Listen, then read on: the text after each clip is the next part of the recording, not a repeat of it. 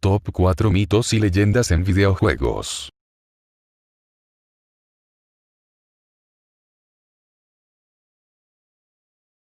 Número 4. El camión de Mew. A poco que hayáis seguido de cerca la escena Pokémon, o el lanzamiento de Rojo y Azul, os píllase en plena etapa escolar, este legendario mito de los videojuegos no será nuevo para vosotros. Pero pongámonos en situación. Nintendo lanza estos dos juegos para Game Boy y se convierten en un éxito sin precedentes, gracias, en gran parte, a ese factor coleccionista que nos invita a hacernos con todos. Y mucha gente logra hacerse con los 150 Pokémon, pero entonces surgen los rumores de que existe uno más. El Pokémon número 151, una criatura legendaria cuyo nombre conocemos gracias a los diarios de la mansión en Isla Canela. Mew, madre de Mewtwo. Más tarde, este detalle sería alterado y pasó a ser su clon. Empiezan a surgir todo tipo de rumores sobre cómo atrapar a Mew, y el que más se extendió fue sin duda el del camión. Si nos dejábamos ganar en uno de los combates dentro del crucero SSAN después de haber obtenido la mod Destello, podíamos evitar que el barco zarpase. De esa forma podíamos volver más tarde, con la habilidad surf obtenida, y navegar para descubrir un camión en un pequeño parche de tierra.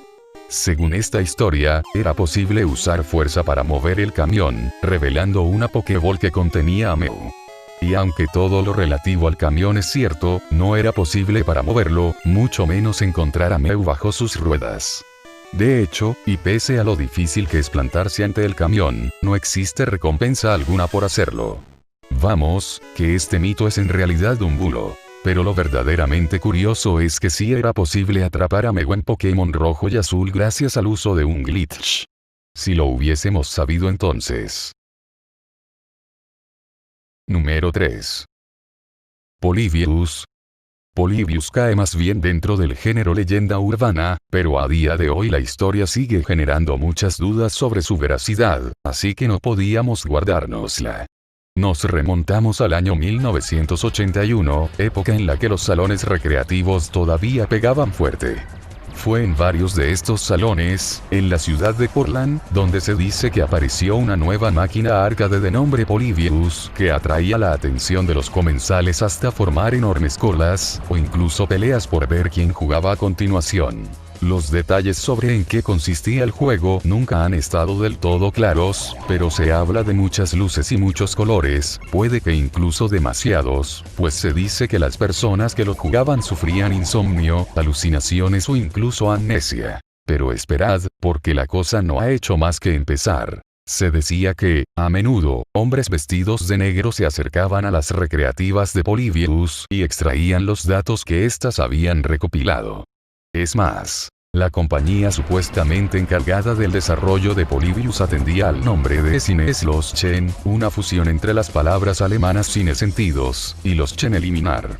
Elimina sentidos.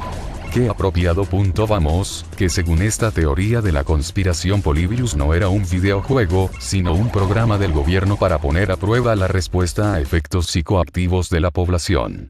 Supuestamente, tan solo un mes después de que apareciesen en los recreativos, desaparecieron sin dejar rastro, pero por aquel entonces todo el mundo conocía al primo del vecino de un amigo que había jugado a Polybius. La historia suena poco creíble, ¿o no?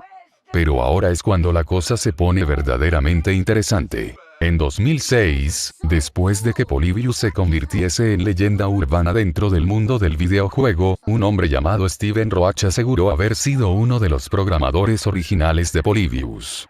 Según Roach, era una recreativa que hacía uso de efectos gráficos muy punteros, pero que un chico sufrió un ataque epiléptico mientras jugaba y las máquinas fueron retiradas del mercado al instante para evitar mayores problemas. Número 2. Ed, enterrado. Hoy todos conocemos cómo acabó la historia, así que no suena tanto a mito. Pero cualquiera que lleve metido en el mundillo unos cuantos años recordará que, durante mucho tiempo, la idea de que hubiese cientos de juegos enterrados en el desierto se usaba como chiste recurrente, porque era difícil de creer. Es decir, un juego tan malo que sus responsables deciden sepultarlo. No podía ser verdad, no. Pero lo era. En 2014, 30 años después de que Ed llegase a Atari 2600, para horror de todos aquellos que lo compraron, un equipo formado por Lightbox Interactive, Fuel Industries y Microsoft viajó hasta el desierto de Nevada y excavó hasta encontrar oro, confirmando que uno de los mayores mitos de la historia de los videojuegos era muy real. Las imágenes de los cartuchos desenterrados, destrozados y llenos de tierra pero perfectamente reconocible, son historia de la humanidad. Número 1. Michael Jackson y la banda sonora perdida.